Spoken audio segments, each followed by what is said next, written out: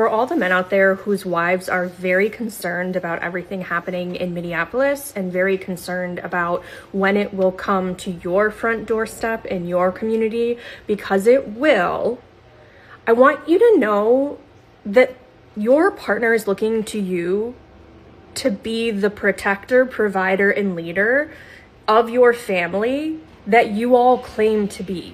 We've been told our entire lives, men are natural leaders. Now I'm hearing from all my friends when they go to their husbands saying they're worried, that they want your support, that they want to talk to you and plan for what's happening to keep your children safe or to make sure that your family is okay. And you tell them that they're overreacting, it's not going to happen, not to worry about it, to protect your peace. They're looking at you to be the protector. You are failing to protect them, because even if it doesn't get worse, let's play that out. Your partner, your wife, your girlfriend is now always going to remember that when she was scared and she looked to you for leadership and support, you brushed her off. Why doesn't really even matter. So what if it never happens? So what if it never comes to your doorstep? It will. But what's the worst that could happen by actually engaging with her and strategizing with her and, I don't know, showing up as an actual partner to her? Because she will remember that. She will also remember what you're saying now. And if you want to be looked at as the leader of your family, as the protector of your family, as the provider of your family, you have to actually lead, provide, and protect. It's not just one. It's not just you have a job and you get paid. Most of us have jobs and get paid too. You have to actually be involved.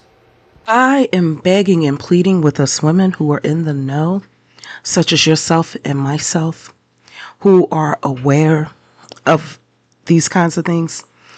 I'm begging you, please let these men who are cowards find out on their own. Let them FAFO. Allow nature to take place. You see, we women have been underestimated, even though we possess instincts and abilities that men do not have.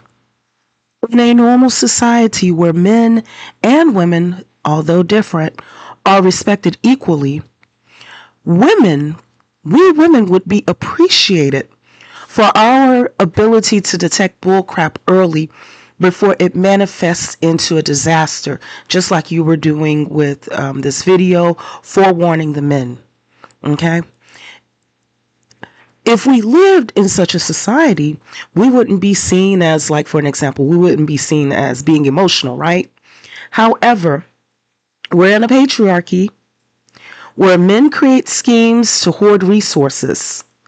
So in order for that to be successful, women have to be devalued in order for them to get away with robbing the society. So since they haven't listened to us since the beginning, don't volunteer anything to them now. That's why I encourage all of us women who are in the know to let that woman who is afraid of what is going to come for herself and her babies if ICE comes busting down her front door or blasting bullets into her face while calling her an F and B word. Let her see that coward she's paired up with for exactly who he is. Let her see how being submissive to him and allowing him to lead was all for nothing. Allow reality to expose the coward, because it will permanently change her into the scorned woman, quote unquote, scorned woman that we all need her to be. She needs to be able to see the truth for what it is and to have the energy to deal with it accordingly.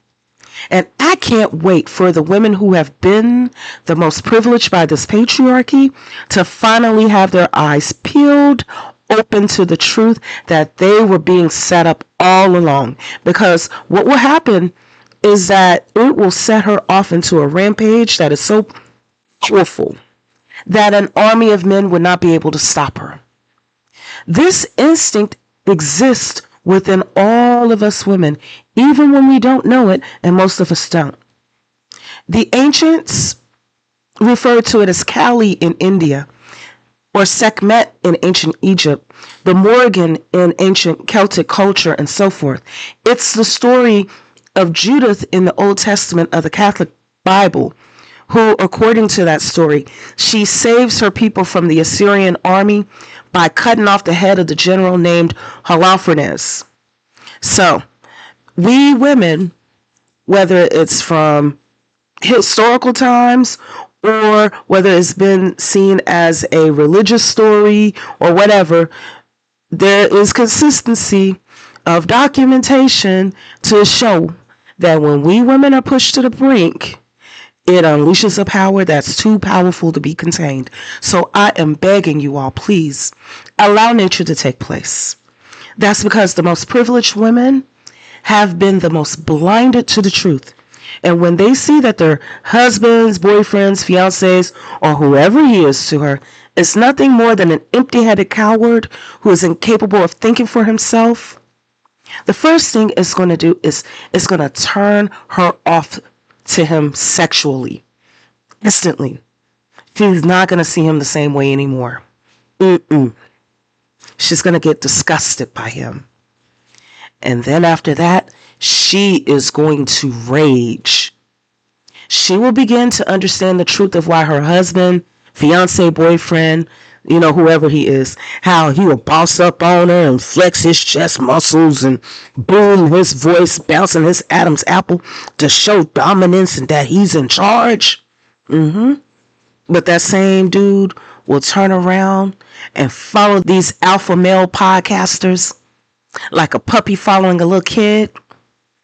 And she is going to see for herself with her own eyes that he's like that because he's not fully developed into manhood himself. And neither are the podcasters that he's following. They're just putting on a show to convince themselves and the women that they're so powerful when they're not. Let her see it for herself that when it's time for the rubber to meet the road, when it's time for all of that alpha manhood and masculinity and dominance and leadership to come to the forefront with some protection, let her see her dude cower down. While these patriarchal alpha male scammers will also disappear out of sight. You see, that's how patriarchy ends. That's what it does. Patriarchy is an economic scam that funnels resources into the hands of a few men. That is why they need to keep people uneducated and women quiet in order for it to succeed. However, when ish gets real, those men, after causing chaos and confusion, to take away from the attention that, this is about to end, those men will go into exile and leave the society to fend for itself. And it is the women who are left behind to pick up the pieces, to clear up the mess, and to get things back in order. It has happened time and time again. And this time as it's happening, we can go with an awareness that this is how it's going to go down. And when we do build it back up, we can put up some boundaries that are so fierce. Look, there is a Spanish artist by the name of Francisco Goya who lived, a long time ago. He made engravings that are part of a collection that he called the Disasters of War. He carved the scenes that he witnessed when Napoleon invaded Spain, and then later they had to fight the Peninsular War. He carved, he made all these wood carvings of what he witnessed and its aftermath. So for an example, this one is a print of a carving of a woman who's shooting a cannon, and he titled it Que Valor, or it means what strength. And it owed to the woman's fierceness in fighting an army when the stakes are high and chances are against her. However, even though she might not have been trained to fire a cannon, there she was, handling business. Because when she was faced with the reality of her situation, she fought and with strength. That's how we women are. when the odds are against us. Okay, this is another one titled Y son fueras, or in English it means, and they, the woman, were fierce. It's a scene of women, one of whom is holding her baby on her hip, that has a spear in her hand, her baby in one hand, and a spear in the other.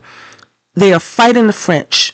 You see another one using a stone. It looks like she's about to hurl a stone at him. Okay, so here's another one.